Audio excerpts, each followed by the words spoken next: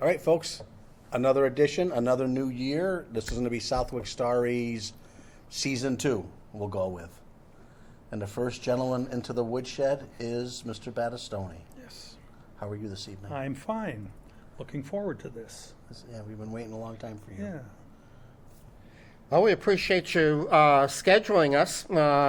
It has taken a little bit, but here we are on a Friday night in downtown Southwick at the what you and I called the Consolidated School. And so I'm just going to ask you to do a brief self-introduction of yourself, and then we'll go to the first question. Richard? Yeah, my name is Richard Paul Battistoni, born March 29, 1950, in Springfield, grew up here in Southwick. My parents were also born in Springfield. My father, 1908 to 1990. My mother, 1913 to 2017. They were born in Springfield as well. My four grandparents were born in Italy, all in the 1880s. My mother's family, my mother's mother died in 1942. Her father, 1957. My grandfather on my father's side died in 1956, and my grandmother died in 1980. Interesting, on my mother's side, my grandfather was a stonemason in Italy, and there was no work, a beautiful northern Italy, but he went to England for a while and did some stone work there, brought his wife and one daughter, and then he came to America because he had work here in Springfield, and then he called for his wife to come over, and he had sailed back and forth. My grandmother was booked on the maiden voyage of the Titanic, and at the last minute she canceled, so therefore I am here. Good choice. And my grandfather was on the Lusitania, which the Germans torpedoed and sank. So I'm here by luck, I guess. And then on my mother's side also, her cousin was the greatest mosaic guy. He did Radio City Music Hall, Grant's Tomb. He did Providence Hospital. He was the best in the world.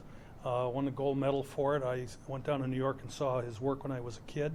Really unbelievably good.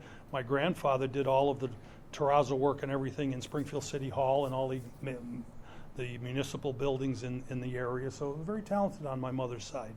And that's pretty much it. What was their family name? Well, my mother's maiden name was DeMarco. Okay. Marco.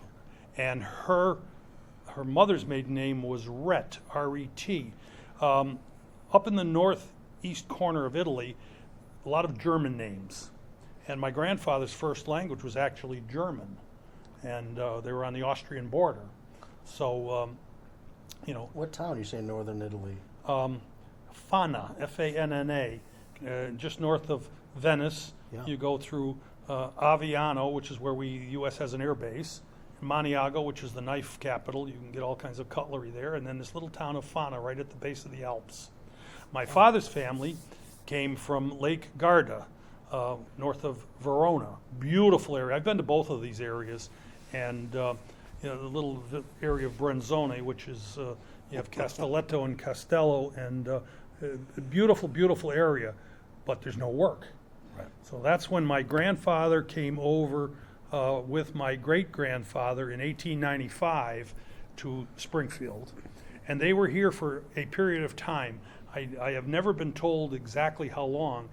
My grandfather was only 14 at that time. Wow. They went back to Italy for a while, and then they came back over, my great-grandparents and my grandfather. My grandfather actually met my grandmother here in Springfield. They did not know each other in Italy. And my great-grandfather was married twice. From the first marriage in 1881 was my grandfather and two sisters. And then he remarried. I don't know what happened there, whether she died or divorced, I have no idea. And then there were 5 more children. There was Sophie, Rose, Palma, Armand, and John. Armand was Mondo, the SP club. Yep. And John B. owned the inn, Southwick Inn, and then of course later on my grandfather owned the Brookside, which is Crape's place now. Yeah. And then Nara owned Nara's Point Grove Club. Mondo, Armin, owned the SP Club, which stood for Southwick Progressive Club, Yeah. which was Louis B's, and now it's a steakhouse, I guess. Yep. And then, of course, there's the one down by the town line there that she was a Battistoni, Norma Uris. Okay. She was a cousin, but she came from that other half of the family.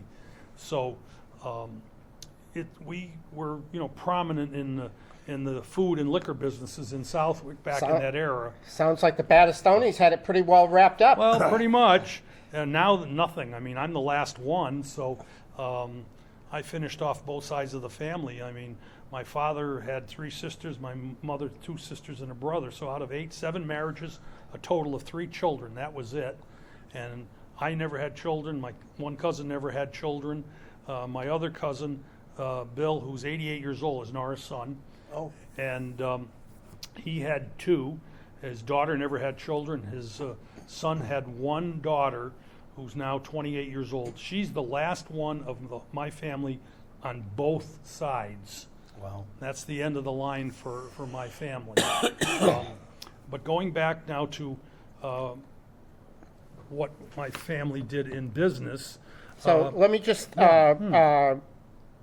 before we, kind of change the conversation. So your mom and dad grew up in Springfield. My father grew up here in Southwick. I was He just did. going to get into that. Okay. Yeah. Okay. That's I wanted to clarify. My mother grew that. up in the south end of Springfield, the old Italian section, and she was born, as I said, in 1913. She grew up during the Depression era, and my father born in 1908. But in 1910 or thereabouts, they built that house on Granville Road. My father was born in Springfield in 1908, but his sister Ann was born here in Southwick. And then Nora, in 1913, same age as my mother, she was born in Lime Rock, Connecticut. My grandfather had purchased a woodlot down there and took his wife, his son, my father, who was 5 years old at the time, my Aunt Ann, who was 3 years old, and his pregnant wife, who gave birth to Nora in Lime Rock. Wow. Yeah, and a tough life back then. And then my Aunt Helen, the youngest, was born here. But back then, you worked. You had the old Fordson tractors, and you went out with a belt on it with the saw blade. If you remember the float that I built for the 1970 bicentennial, that was a replica. Actually, it was a real one, but I had borrowed it from someone that was very similar to what we had used, or my grandfather had used back then for sawing native lumber. That's how we started in the business. They had the farm on Granville Road, both sides of the road. The dairy barn was behind on the right-hand side. That was torn down long before I was born. So on the north side of the road? That would be on the north side. Yeah, okay. And on the right, on the south side was where our lumberyard was. That was the farm. Okay. The old office building was a tobacco barn. Okay. And they grew tobacco and other vegetables. They were self-sufficient. They had the cows on the other side. How many acres? I don't know how the total was. That's a big tract, though. Yeah, both sides of the Both road. sides. Yeah, because in 1948, they subdivided the north side, and my grandfather built that brick house, and he moved in there. And my father, we got married in 1948, he built the house next to it, the one that burnt. Okay. And that's where I grew up. And then, of course, the other side, I have proof that they opened up a retail establishment at least as far back as 1927, when my father had been hurt. And they opened up the retail for him because he couldn't go out and do the work anymore.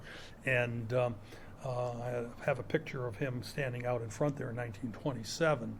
And it was run that way. And over the years, in the beginning, cousins, uncles of my father, everybody in the family was involved. Yeah. My Aunt Ann was the bookkeeper. His cousin was Jimmy Montavani. He worked there.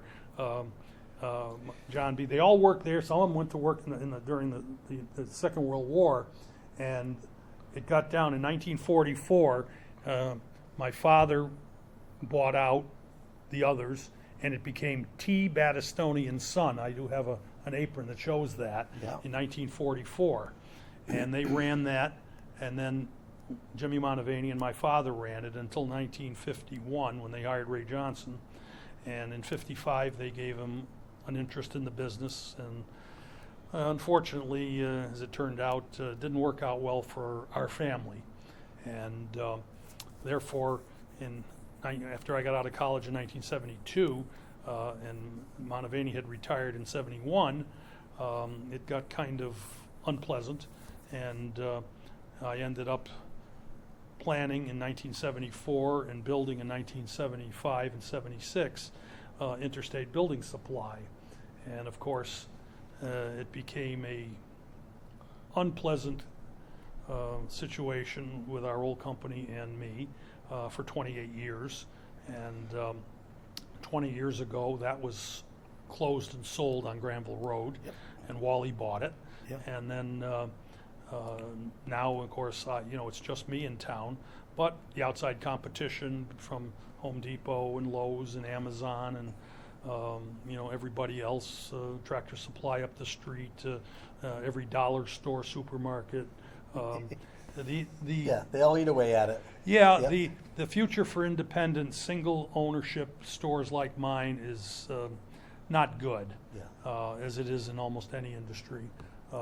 So once I'm done, I've been there 48 years, and I started working in 1958 in my father's store. So I've got a few years of experience, to say the least.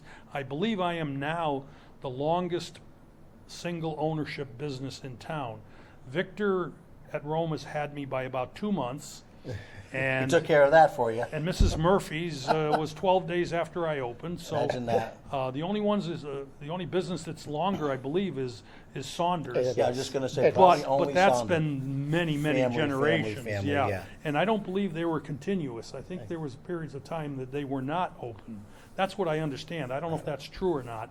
But anyway, they go back to the 1830s or whatever Yeah. it was, and I don't know how many generations. But as far as the same owner, I think I am now the longest. I don't know if anybody else that has me beat. I don't think anyone does. I don't know if that's a dubious Prifty probably distinction. would have So ran let me- Donnie close. Prifty and Nucci anyway. Nucci, Yeah. yeah. So let's back up. I want to talk just another minute or so about your grandfather. So he ran basically a logging and a sawmill operation for his lifetime. Did he ever? Well, no, until 27. Until 27. Yeah, and then they opened up and he worked there from there until the time he died in 1956. Okay, so But did he was not fully active, towards the end. did they operate a sawmill there at the Granville Road Not that I'm aware property? of. Okay, there was Just a planing retail. mill, but not Yeah, a. there was the planing mill. But they still went out, and he still, I believe, did some. I remember going to Tolland. He still bought woodlots. Okay. And he would still, use a sawmill, whether it was his own or not. I do not know. Right. I was only 6 when he died, unfortunately.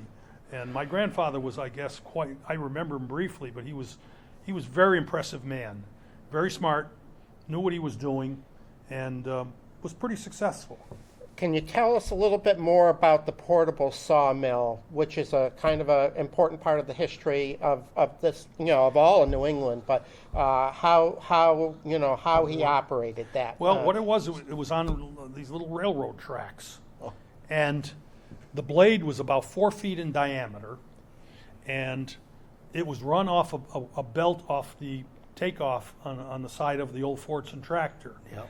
And you'd put the log on there, it would hook on, and it would go back and forth on the trolley, and it would saw the slabs that way.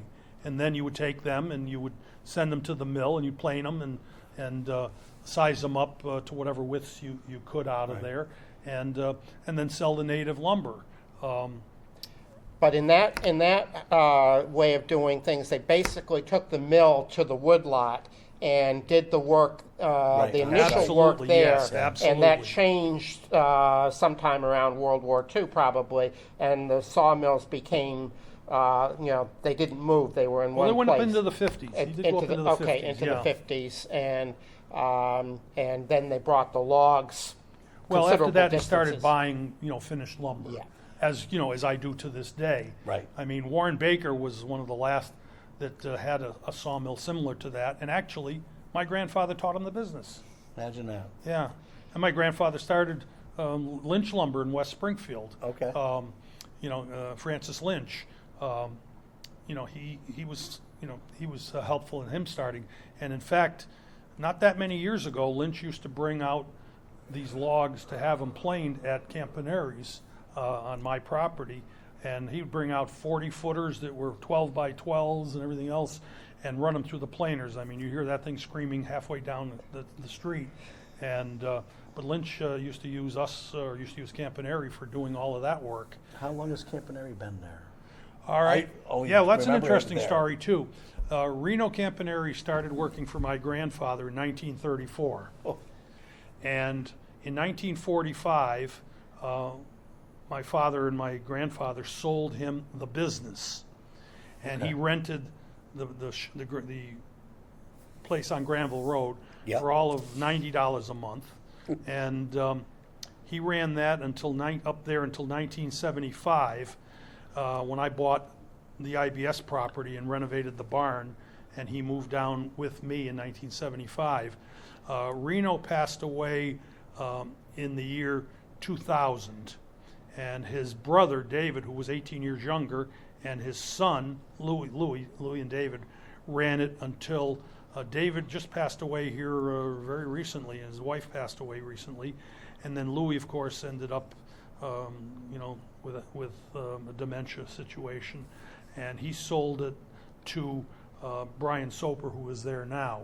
Gotcha. Running it. But yeah, from 1934. Wow. I'm going to tell a quick story here, Yes. Richard, while you catch your breath. As a kid, I remember we always got wood shavings up there from Correct. Campaneris Yep. for the chickens. And we had a theory, and you mentioned how that thing screamed. But it was basically a wooden box. They blew them over from the planing mill into this wooden box, and we went in there with scoop that was on shovels. Granville Road. That was on Granville Road, yeah.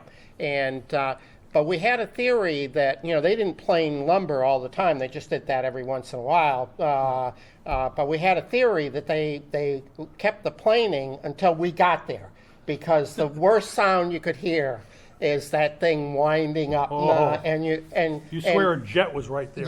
and if I've got hearing problems today, it's probably Right there. because of that. But when he moved down to College Highway, he only had one small planer. He sold the big ones.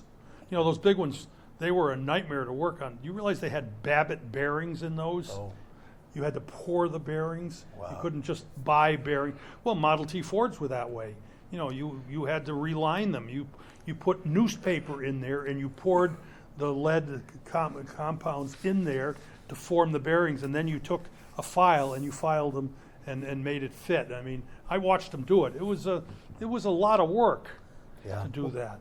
in its day, that was very important to the farmers in town, because all the farmers got their shavings there. Yep. They were very clean. I think the last of mine, after I had a driver's license, I think it was $1 a load.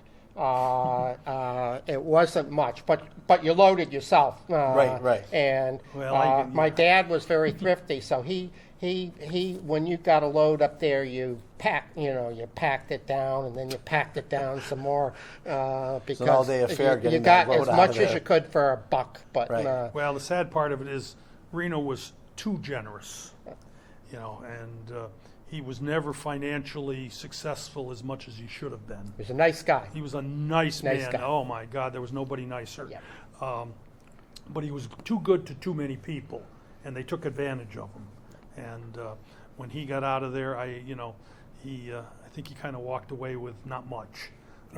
But he was just a super nice man, and so was David, and so was Louis. I mean, they were nice people, and they would do anything for anybody, and they did the best they could, and they did nice work. They were craftsmen. Oh, yes, they They were. were craftsmen. They were. For sure. I mean, those days are tough now to find people that have that talent, that are willing to work. I mean, we all have that problem now of finding employees who really will work. So let's go back to the beginning of retail there on Granville Road. You mentioned a date. You said it was first a farm retail operation, and then they went into lumber and hardware. Is that right? Well, the original office was a little tiny building that was just in front of. Looked like a blockhouse, didn't it? It was a very small building. Yep. Block, And concrete the block. bathroom was in there, the furnace was in there, and then later they opened it, fed up to the old office, to the old building in the tobacco. There was the old tobacco barn. In 1958, they remodeled that area and made the office considerably bigger because it was basically a one-person cubicle, and that was there from 1958. But prior to that, they moved the office down and built the hardware store on College Highway in 1948. Okay, that's where I wanted to go. Right. That was built in 48, and then 58 was the remodeled office for the lumber yard. Okay. And that's the way it stood for my family's time Which is there. next to Dunkin' Donuts was the. Well, then we bought The building. the gas station that was there was a Shell station from the Plakius family Oh, wow. in 1965, and we turned that gas station into a lawn and garden center. And in the wintertime, we turned it into a Christmas shop and a toy shop. Wow. Yeah, I mean, back before Toys R Us existed. Yeah. And we sold toys, and then the Did garden. you dress up as Santa? No, I was thin back then, Joe. But Not everybody gets to do that, that's Joe. right. Not everyone gets to do No. that. You're ready to go, baby. But it was. They used to stiff me when I was a teenager, when the lawn and garden. You get a truckload of lime or peat moss, no forklift. Richard got up there and unloaded the whole trailer truck by hand. Wow. And same thing with lumber. I used to have to. They sent me down. The Depot Street. There used to be a siding there, and there was a building there where that pump station or power station is there now. Whatever's Pump Yeah, station. yeah. Pump station. Well, up there was a siding, and it was a fun privilege to get to go up inside a rail car in the summertime Yeah. and crawl up to the top and then touch the top where it was like a stove and have to crawl in there and pull the lumber out that shifted and bring it out piece by piece. I got to do that too. I got all of the dirty jobs. But the guys before me, for years, we didn't have a forklift until 1955 when they bought a Yale forklift. And then in 1963, the day that John Kennedy was shot, they got a new Heister. And but prior to that, it was all done by hand. And I got to experience some of it. And that's why I stayed in school. I decided I did not want to do that for a living. And, it was tough work. Yeah. It was tough work back then. Everything was done by hand, and you had to work really, really hard at it. I mean, it's like the old Suzio's Quarry over on 57. You were in there with a star drill, banging away, and putting dynamite in there. And that's a story we're not going to get into, but as you know, Henry Altabello, who was a chairman of the Board of Selectmen here in Southwick, and later on mayor of Meriden, Connecticut, he ran that. Okay. And the successors still own that property, the ravine that's in there. That's still owned by. It's now out of New York. Right. But Lane was split into two companies, and still owned by that company. But when they closed it in 53, I think 52, 53, Henry moved back to Meriden, where he was from, and became mayor and a rep and everything else. He's famous in the town, but he was really good to Southwick. He contributed a lot of money to the Catholic Church when the Keenans donated the land over on Sheep Pasture. If you look in that there, you will see a picture of the church with my mother on the left, and they called her Sis Altabello. She was Josephine, but she stayed friends with the family for many years, used to come up all the time after her husband died, and they donated a lot of money to the church here in town. He was bigger than life, Henry Altabello. He was quite a man, and he was good to Southwick, and he was good to Meriden as well. Nice. So what was the business rationale when they brought the hardware operation down to College Highway? They were, as I understand, what you've told us, they were already selling lumber and building supplies Well, up at the- Granville yeah, Road. The hardware was very minimal. Okay. Maybe some hinges and doorknobs, and Okay. very minor because there was no room. So in '48 they moved down to College Highway, and then buying from some of the distributors, and later on Dealer Supply, and then a co-op called Connecticut Hardware Supply down in Cromwell, Connecticut. I got the privilege of going down and setting that warehouse up for them as well. And they bought an old Coast Guard station and turned it into, and I had to go down, as other dealers did, and help them move. That was in 1971. And then later on, when I opened, I had worked down there. We had been American Hardware Supply, we had been Decatur Hopkins, we had been, a whole bunch of different co-ops. And then I took on True Value in 1976 when I opened, and I signed up with Ace Hardware in 1979, and eventually, not that many years ago, I dropped True Value. Really wasn't a good idea to have both, and I am now an Ace dealer as well. And I believe I'm second in New England because the meeting was with Jim Falcone from Rockies. Oh. I had breakfast with him out in Chicago the day he joined, and I joined right after that. So I was second in New England. Tom Hall was the rep. He lived on Coast Hill Road or Sterrett Drive Okay. for Oh, quite a wow. while. Yeah, and then he's in Westfield now. He's pretty elderly now. I haven't seen him in a while, but he's the one that signed me up right after Rockies. So I've got pretty much seniority on that too, because Jim's dead, so I'm the last one, number one there too. So did they, just one last question on the College Highway location, did they build that building specifically for that? My father Yes. built the building, yes. So that goes back to 1948. And there's some pictures of it in that there as well, showing it when it was being built. It shows my father standing out in front with his water spaniel, Musette. And then there's a picture of it next to it, the house under construction, and then there's a picture in there of when the house burned.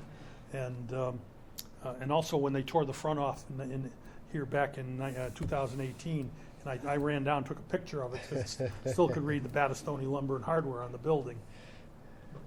Yeah, that was So it's August nice. 19, Yeah. 2018. Good, Yeah. good move. Yeah. Good move. So, anything else you want to tell us about the Battistoni lumber and hardware business? Well, you moved 76 to College Highway, started IBS as a Correct. separate company, and you've talked a lot about that. There was already a old farmhouse or something there, right, that you took down? Yeah, in the corner. I yeah. actually have pictures of that. I don't have them here Jeez. during the construction. The house, I gave the house away Beautiful pictures. to a member of the family that owned the property. It was owned by the Wolf family. Okay. There were 14 children in the Wolf family.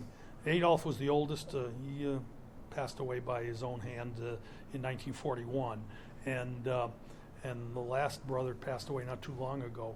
But two of the people that still owned it when I bought it, I gave it to a third brother, and they tore it down piece by piece and salvaged the beams, the old chestnut beams, and whatever they could out of it. And there wasn't much. They had destroyed the building in 1929 when they remodeled it, and they chopped up everything. And the building wasn't worth salvaging because, I had this, I think it was Lee Hamburg at the time. I took a look at it, and there was nothing worthwhile. And then there was another little barn next to it that ran parallel to Coes Hill Road.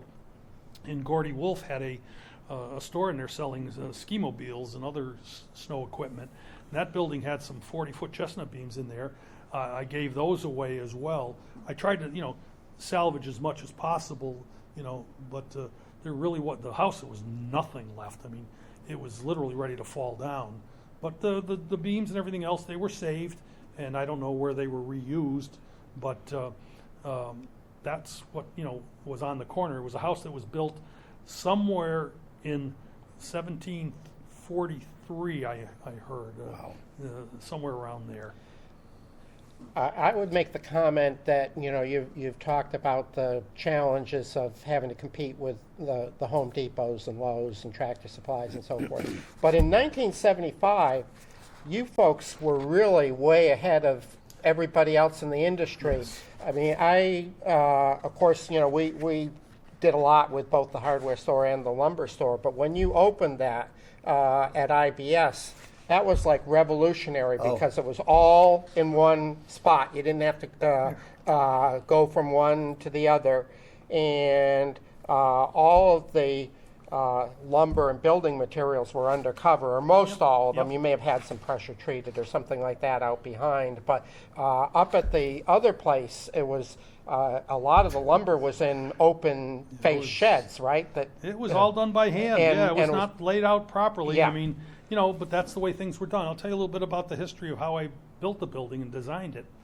When I was in Wellesley, Grossman's had a beautiful building in the Lower Falls area and on Route 16, and I liked the design of the building. It had a mansard roof on the front, had a garden shop on the side, and I took a look at it. They had actually, before I started IBS, they had actually offered me a job, and they were going to build a new corporate office right there instead of Braintree. And I looked at the building, and I liked the basic layout of it. So when things happened and I decided I was going to build my own place, I took a quick ride down to Philadelphia in one day, and to get the name of the gentleman, his name was Bob Douglas out of Shaker Heights, Ohio, and he was the premier designer of buildings for the industry. And I flew him in here, and we worked out of a building in Southampton, the old Butler place that they let me use their facilities. And we designed the building, and he drew up the plans with my ideas. And he told me I was the only person in the country at the time that was foolish enough to try to build his own place from scratch. Yeah. And he was probably right, because it wasn't easy, to put it mildly. It took me a year and a half to get the money. I had to go through the SBA, and they made it difficult. And every time I gave them what they want, they moved the goalposts, and they wanted to see if I was serious. Well, you were young at the time, Richard. I was 24, going on 25. So they thought you were, And I was just a trying to youngster. borrow seven figures, with no real history. So it was a challenge, to put it mildly. Well, obviously you prevailed. Well, I don't give up easily, let's put it that way. But it wasn't easy, I will tell you, and I would not necessarily recommend it to most people. Yeah. You sacrifice your entire personal life for years, and a lot of heartache, and then you're dealing with contractors who don't always pay their bills, and a couple of them almost destroyed me in the beginning. It wasn't easy, and it's still not easy. You're dealing with, you still have shoplifting. That's still a problem in every retail industry. Thank God we don't have the problems that we have in the major cities today. The gangs, we don't have that, fortunately. But with all the competition, you don't get your fair share anymore.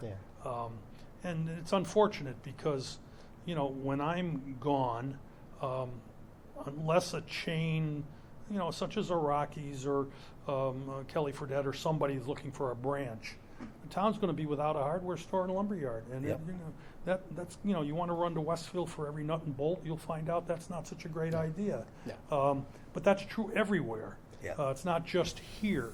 And the town of Southwick, not because it's mine, is very fortunate to have a facility as large as mine is for the size of the town.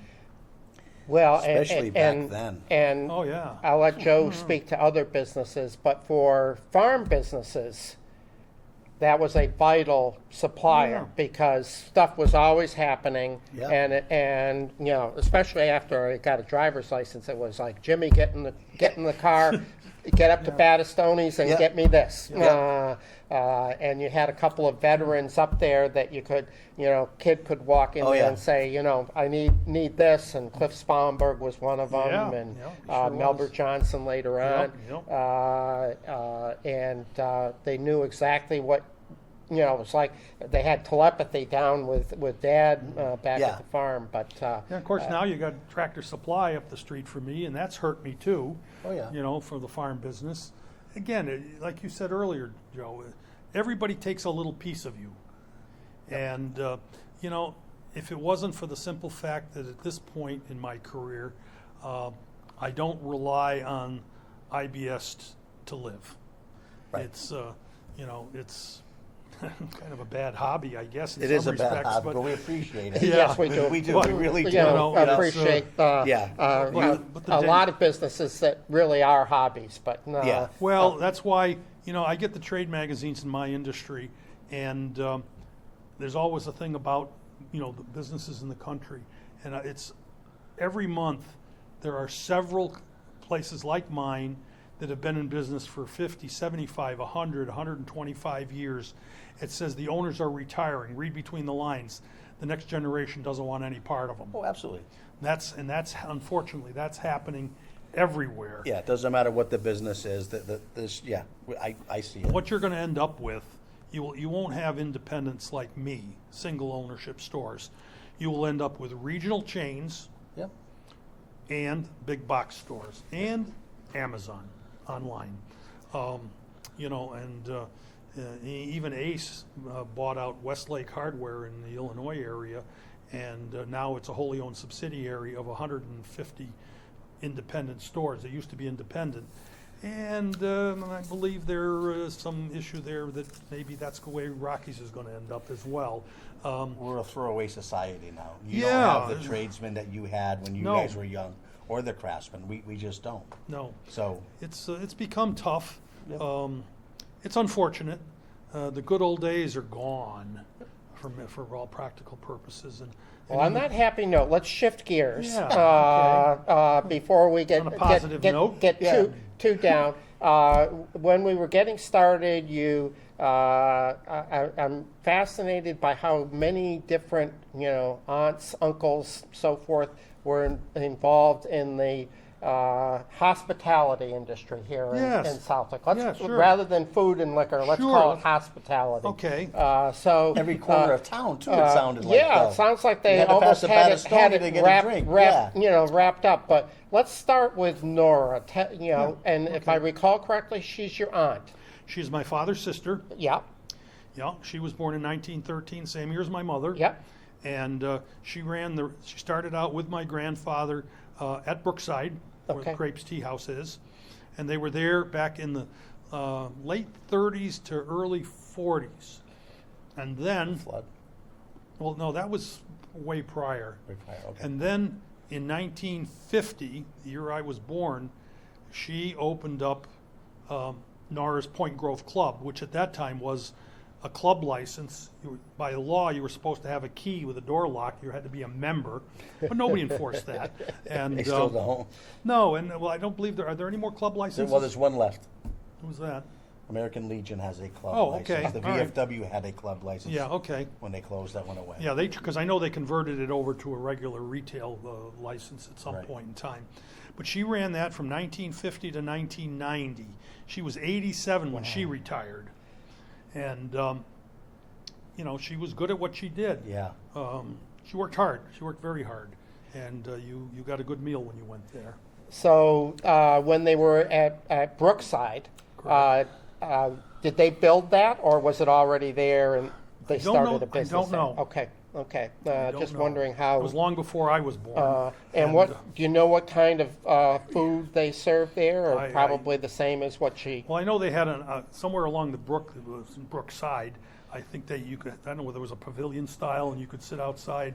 I don't know too much about that because they never really talked about that. Okay. So she operated Nora's pretty much on her own, or did she have family? Well, in the beginning, her first husband, my cousin's father, my cousin was born in 1935, and her husband, Roy O'Connor, died from the influenza thing in 1938. Okay. So she was a widow, and in 1946 she married Jimmy Lyons, who was a retired state trooper. Huh. And they opened up the Point Grove Club, Norris Point Grove Club, in 1950, and Jimmy Lyons died of a heart attack at the age of 59 in 1961. Okay. Wow. And so she ran it after that on her own, and then she met George Alexopoulos, the bartender, and she ran it until she retired. So let's move on. There was Mondo, and he's your uncle, is that right? Or He is my half uncle. Half He's from uncle, the other side okay. of the family. at this point, we're not measuring halves or No, but he was, yeah, the great grandfather's first marriage yeah. was my grandfather. Second marriage was Mondo. So let's talk about Mondo and his operation. I never knew it. I knew it was Southwick something. I didn't realize. Southwick Progressive yeah. Club, and that was a club also. SP. SP Club.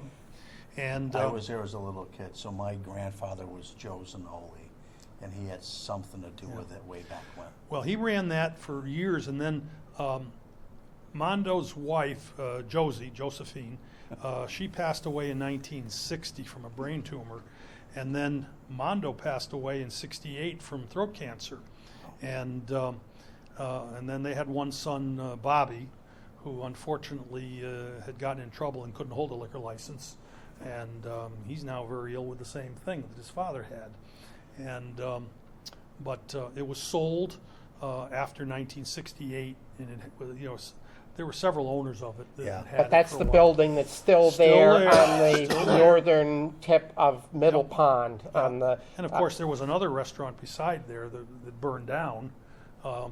where the boat ramp is now. Yes. Yes. Yeah, I remember when that burned. And then there was actually another building there. There were two of them that were restaurants. It had nothing to do with our family. Yeah. So what? You must have gone to eat at the SP Club. So what kind of food? No. What kind of? No, What I used kind to of? go to NARS. Okay, well that's true. Yeah. So I used to sit at the bar as a kid. I watched the Beatles the night that they first came on TV, sitting at the bar. And then I used to go. Gino was one of my father's best friends at the Brass Rail. He had the first color TV. So when I was 9 years old, I used to sit at the end of the bar and watch color TV. So it was kind of neat, Wow. That was 1959. I think you told us at another event that we had that your dad had sold Gino the lumber or some of the building supplies for Brass Rail. Is that right? Well, I don't know how much. Gino built that building all out of used materials. Okay. And yeah, he was frugal, to put it mildly.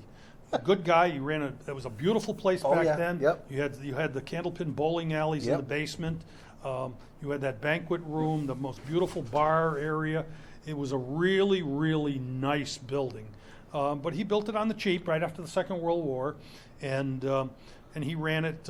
He passed away of a heart attack when he was only, I think, I don't know if he was in his 70s, but or if he was even that. It was in the late 70s that he passed away. I do know that, and his son did not want it. His daughter ended up as a teacher in the first year the Southwick High School opened. Yep. Elizabeth Baccaselli. Yep. Wow. And Guy is now down in Florida, the son. Yep. They're both named Lewis Guy, and Gino was also Lewis, but they went by Gino and Guy. But We yeah. did do an interview Yes, with we had Guy him on. this past summer. With who? With Guy. With Guy. Oh, you did? Yeah. Yeah. When, Oh, okay. when he was up here visiting. Oh, Yeah. okay. Snuck him in. Yeah, he's a good guy. Yeah. And, Had a lot of colorful stuff to then tell us. they owned the Ebbs Corner down there, Yep. and the building that was Ebbs Corner, they moved it down the street, and that's where Gino was living. Oh. And that was, I don't know when they moved it down there, but Gino lived upstairs, and his daughter lived downstairs with her family, and then they built a new place there. The poor Chip, who just passed away, Yeah. had that. But yeah, well, that was part of one of my father's best friends. Same thing with Ovid's, which has been over many owners. Ovid Yeah. Cody, and that was one of my father's best friends. Also, he had been gassed in the First World War, so he was not healthy. And I know we had our first Christmas party there for IBS in '76, '76, and another one in '77. He passed away right after that, and his son Tryon took it over, but couldn't make a go of it. But that was a 1940s New York style nightclub, and that was a nice place to go on the lake and everything else back then. It was a classy establishment, as the Brass Rail was. I mean, at that time, you didn't have the big chain restaurants and the fancy places, and Southwick, being a recreational community, had some really nice places. I think there's a tremendous yearning in the Southwick community for the return of some of those. Now, we've got Tucker's, which I think is a wonderful Michael does a great job with it, yeah. white tablecloth restaurant, I mean, and great food and everything. But that's about it. Well, it's going to be interesting to see what happens with the Roma restaurant building. Yeah. I do know some things about it, what might come of it, and I think that's going to turn out very well, to be honest with you. I think ultimately that may turn out to be what it was in the beginning, or even something else. They're all over the place with it, but Yeah, So yeah. you had I just want to make sure we get through the list. You had a half aunt who had the State Line establishment. She was a second half cousin. Second half cousin. Okay, Gets a little tough It's to getting follow that one. But so she's but the family tree didn't that's the branch out Uris. much. That's the Uris Well, family. two Battistonis married each other. They were distant cousins. The There you branches go. get really we confusing. we weren't looking for that kind of information. Well, no, it but, was all legit. yeah, I mean, yeah, it was yeah, all legit. It's just like uh, Franklin Roosevelt married Eleanor, who was a Roosevelt. Yeah. They were distant cousins. Yeah. But because of that, I can't really follow exactly how that was. And so, did we cover everybody who was in the restaurant business, or was there somebody else? Well, John B. owned the Southwick Inn. Southwick Inn. Okay, That was that's- Mondo's. that- That was Mondo's brother. Okay, so he had, and do you know the approximate dates he ran the Southwick Inn? Yeah, 1940, I believe, is when he bought it. The guy that owned it was under distress financially, and he took it over at that point. And he ran that, and he bought all of the property all the way up Granville Road to where my grandfather was. Really? Wow. Yeah, he sold off all those lots all the way up Granville Road, and he ran that. He had Benny Nassenbenny, who was a Yeah. well, he was a Battistoni. His mother was a Battistoni. He was a second cousin to me, and Benny ran that. He was a selectman in Southwick He also. was, yes. Yeah. And then his son Benny, who just passed away, he was exactly my age. He passed away a year ago, and or 2 years ago now, and but Benny ran that up, I think, until 1970. I'm not sure, but in '76 I know it was sold to Walt. That's when Walt took it over. Yeah. And then that was the end of our family, ownership of that building. I'm trying to think. I don't think there's any others. Okay, I just want to make sure. The Plakis is owned, quite a bit. Where the mobile gas station is now, there was a restaurant there. I remember the day it burned down. It was 1959, 60, 61, somewhere around there. And then they had that, and we bought the Garden Shop gas station from that family. They were the Arnolds and the Battistonis and the Plakis pretty much owned everything back at that time. Well, it was a small town. I mean, Yeah. it's still a small town, relatively speaking, considering the Well, it population didn't growth. grow. The land hasn't. It's the No. same. They got the same markers. When I graduated from high school, it's mentioned in there was only 6,000 people in town. It's still only 9,200 now. And we Yeah. actually went backwards a little bit. So, the growth is not. Unfortunately, Western Massachusetts is not Eastern Massachusetts. Yeah. Good and bad. It works for us. Well, you go to Boston and it's like a different world Yep. compared to Western Mass. And even when I was in school in Eastern Mass, you live where? You live in Western Mass. It was, the boondocks. And, and they still think of it that way, Oh, yeah. unfortunately. But I wouldn't want to live down there, the congestion and everything else. I would wish they would be a little more generous to us in Western Mass financially from the state, but they don't care about us so much. We don't matter when No. when they count the votes. So. No, because 80% of the population of the state lives in the eastern part of the state.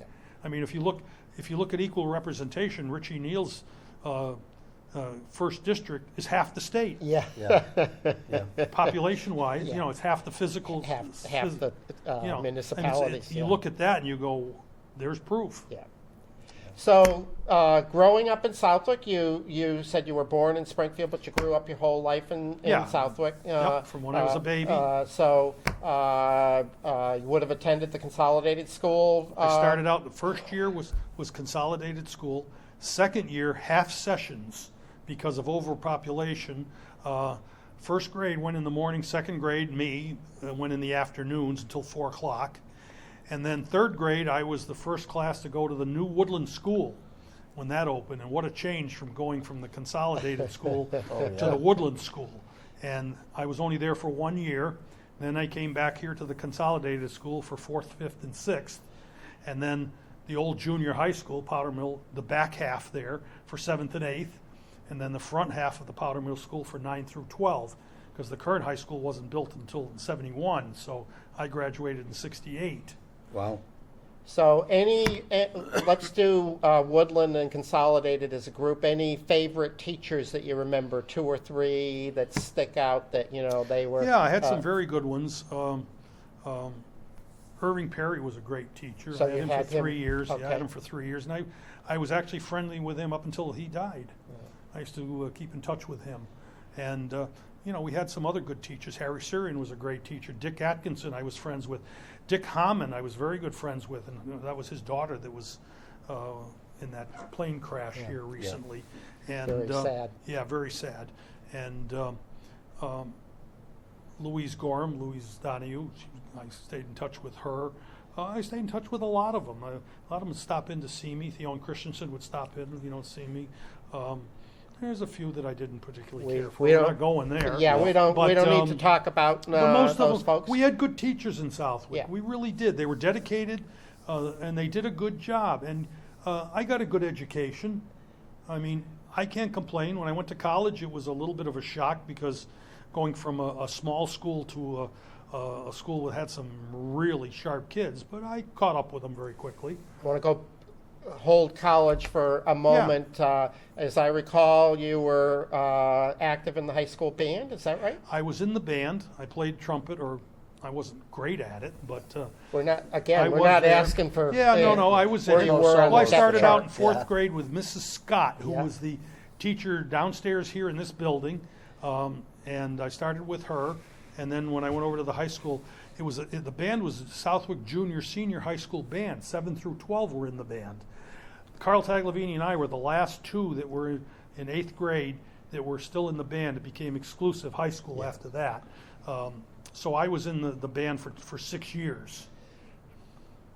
And it was good. Tom Gannon was the teacher. He was very good. I stayed in touch with him. He was only 9 years older than me. It didn't seem like it at the time, but and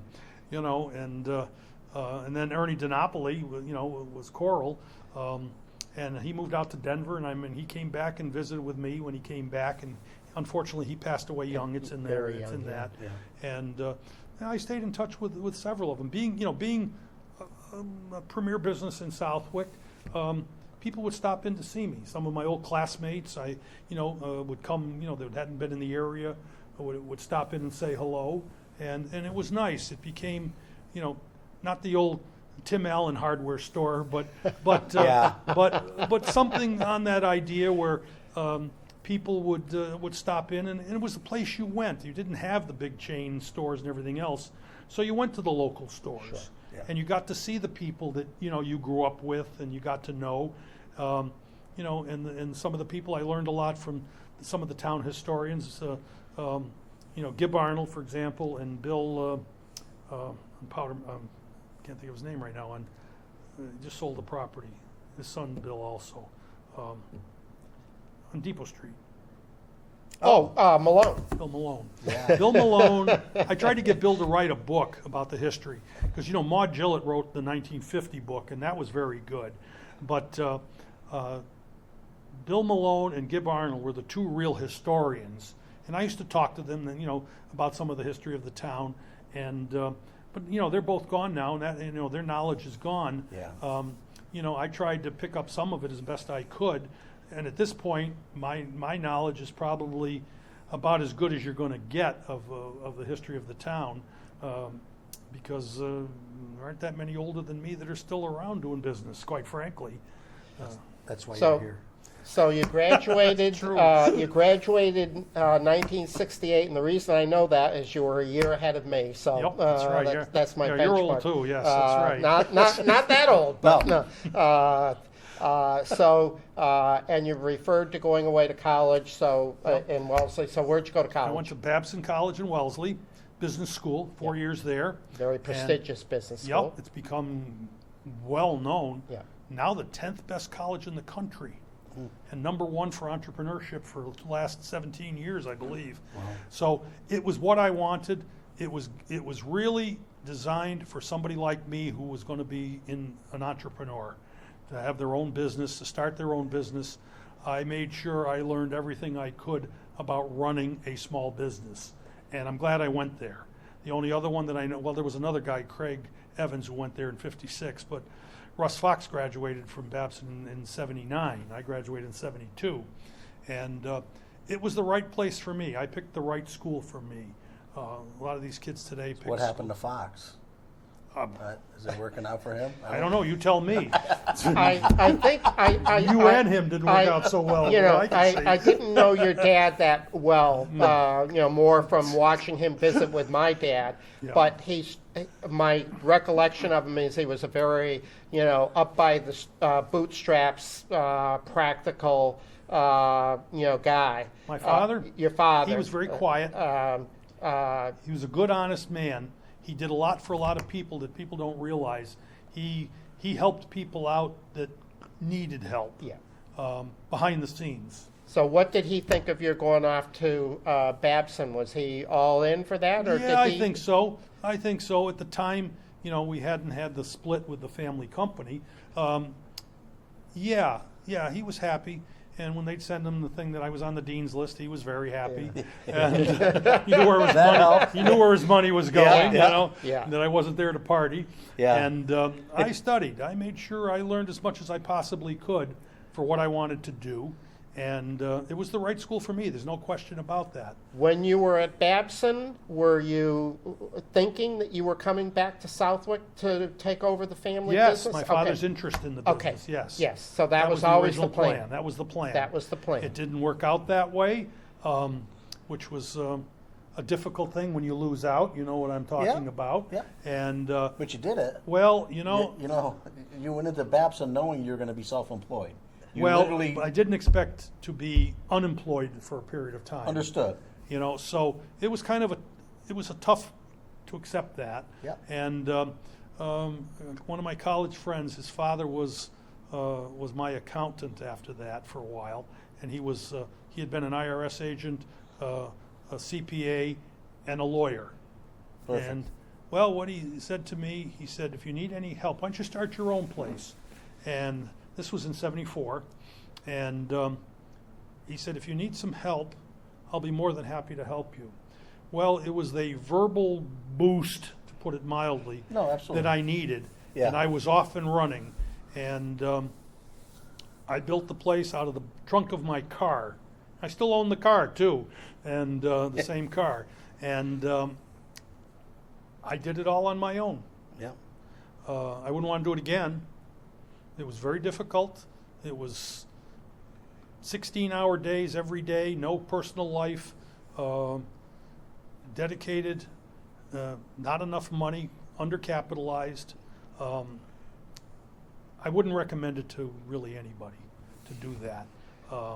You had to be young, foolish, and just determined that you were not going to give up. I was going to say a bit of stubbornness. Absolutely. Well, it needed to be, and they had me every which way. When I had to go through the Small Business Administration to get the money, they owned me, literally, and and I was determined to not let them down. Same thing with the banks. I mean, Art Knapp at Westfield Savings Bank, I said to him, I want to start my own business. And he said, well, if you can get the commercial loan, I'll give you the mortgage. Well, about a year and a half later, when I walked in and said, here we go, he swallowed real hard, but he kept his word, and I was determined that I wasn't going to let him down, and I never missed a payment. And the interest rates then were 10% mortgages and 10% or more on floating loans and everything else. I worked for the banks for years, And I would not recommend that to most people. It's a tough price to pay. It really is. We're getting short on time. Yes, so okay. This is the firing round. Go. Right? How much trouble did you get into growing up here? Not really. No, I never had an hour's detention in school. No. Tickets? Police tickets? Anything? You had fast cars back then. I only got a few speeding tickets. Nothing horrible. No. Yeah, I got a few. Yeah, I did have fast cars. I had a GTO in high school. And you still have it. Well, I have another one. I don't have All the right. same one, Fair but I do enough. have another one. So the best meal in town was where for you? Probably my house. My mother was a good cook. She overcooked a little bit, but she was a good cook. But we go to NARS usually every Sunday night. Right. And when I was in college, we'd go there. We'd have dinner Sunday night, and I'd get in the car and head straight towards Wellesley, right from NARS. And we did that, but we didn't go out to eat all that much. So you always worked on the family business before college? Yeah, I started working in the hardware store in 1958 when I was 8 years old. I was running register, and Did they pay you? no, No. I didn't Good get traditions live on. I just didn't wanted get to make paid sure. until I was 14. I spent a couple of years working for Phil Mason hoeing strawberries Oh. for $1 an hour. And I was definitely determined I wasn't going to do that the rest of my life. So, Farm work cured a lot of people. people It really from did. Putnam Farm know anything about that? Yes, Yeah, I'm sure. I think I picked tobacco for 2 weeks, to be Yeah. honest with you. And Yeah. Well, I did Figured the it out. strawberries for a little under 2 years. Yeah. With the friends of mine, but the sun was tough. I'm fair skinned, and I burned easily, and it was tough. And I doubt Phil paid $1 an hour. real well. That was pretty $1 good an hour. back then. That was the minimum wage. That was pretty good back Yep. then. Well, my father and Ray didn't pay much better, so I mean, I think I started out at $1 an hour at the hardware store when I did go on in 1964, and then it went up to I think $1.25, and it went up gradually after Oh, that. inflation. But when I opened IBS in '76, I think the minimum wage was $2.35, I think, at the time, and my payroll now exceeds my entire expenses the first year I was open. Yeah. But they made me, I had to do the pro How many forma employees statement. now? Well, I'm down to about 20. I had 20. 55 at one time. Right. You still got 20 though. That's a big number for Yeah. Southwick. Yeah. You know. I mean, but it's not the good old days, to say the least. No, I understood. What's the square foot of that building? Well, when I built it, it was 26,400, and I added on. It's 35,200 Wow. square feet now. And then, of course, I have the sheds in the back Yeah. Yeah. as well. But it's a nice building. It serves its purpose you very did well. It right. You built it right. It has stood the test of time Yeah, it pretty well was. too. It was ahead of its time. Yeah. And I had the foresight to look to the future because I had worked in the old place and it was all manual labor and very inefficient. I mean, it couldn't have been much worse. And I said, if you're going to do it, you got to do it right. There must have been pilferage up at the yard on 57. I know things were different back then, Well, I but there have it was in no my- fence around it. No, of course, I lived across the street, but I'm assuming there was. Sure. I mean, I've heard stories. Old O'Connor Lumber in Westfield. I hired quite a few of their people when I started, and the people out back, they used to throw the lumber and everything else over the fence and go pick it up after hours. Sure. I mean, that's very common. I mean, But that was a very labor-intensive and internal operation. theft. I've had some problems with that, as other places have, and shoplifting, young and even old. The old buy one get one free, put it in your pocket. That type of thing. It happens. It happens everywhere. My situation is probably not as bad as some, but it's certainly there. And and when business is shrunk to the point now, pilferage is a problem. Yeah. It's a real problem. People don't understand. If you don't support the local businesses, not just mine, you will lose them eventually. Yep. And that's unfortunate. If you look at some of those pictures, Yes, up there's where some beautiful pictures up in where there, the yeah. subway is, that was the post office. Yeah. And then you Yep. had the community drugstore, the Southwick Pharmacy, Joe Eisenstein, that's gone. Yeah. You had Fletcher's Gas and Electric and his appliances. You had a Cumberland Farms in that building. Really? Yeah, the pictures are in there. You'll Yeah. see it. You had Cantel Supermarket, you had Cahill that. Supermarket, you had the Center Food Market, Balch's, great for meat. You know, you had places here in town. But again, like anything, the smaller places closed as the bigger ones came along, and the bigger ones closed as the big ones came along. And that's true in my industry, it's true in the food industry. How many independent drugstores are there now? You know, you've got Walgreens and CVS, both in town. Rite Aid just filed bankruptcy. You know, so you're losing that. You're going to end up basically with two. You know, and I think that's true in, you know, you can look in almost any industry. The automobile industry started with dozens and dozens. Right. You know, now you're down to just a couple. It's true everywhere. Well, Richard, this has been a wonderful conversation. We appreciate you coming in here on a Friday night and covering a lot of bases, a lot of colorful Southwick history thrown in with the Battistoni family history. Before I hand it off to Joe, I just, you know, your dad's business and your business have really been instrumental to this town, to the farming community, to the construction community. I know when I did our farm market down at what's now Blossoming Acres, a lot of the stuff came from IBS. IBS built this town for the most part back in the day. And so, Well, you my know, father did, I appreciate the frustrations you have with your career, but, you know, I also congratulate you on your career because it's done a lot of good for a small town and, you know, many of its inhabitants. So, Well, I think the town, you know, we were good for the town and the town was good for us. Yeah. Yeah. You know, which is the way it should be. Yeah. If it isn't a mutually satisfactory arrangement, it's not good. Yeah. And we provided the town with things that it needed, and you know, we were able to make a living doing it as well. It's not an easy business. You have to work at it. Yep. You know, it's not a get-rich-quick type business. Nor is this. No, no, it isn't. I mean, I've been meaning to talk to you about that, Joe. Yeah. Richard's my guy. I got to go through Richard. Oh, okay. maybe you can get an SBA loan. Maybe. So, Joe, I'll hand right, it back folks. to you. We appreciate you guys watching on TV back at home.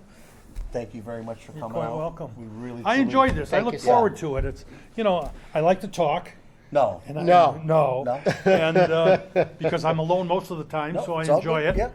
You know, and so it's good, and it's good to, you know, let people know what used to happen in the town. And that's as all well. we're trying to do is preserve history as we can. Yeah. And because when I'm gone and we're all gone, it's you can look back on some of it and you go, wow, that's different. You know, Yeah, I won't be looking back, but thank you. well, neither will I. Have a great evening, and we'll have more stories to come.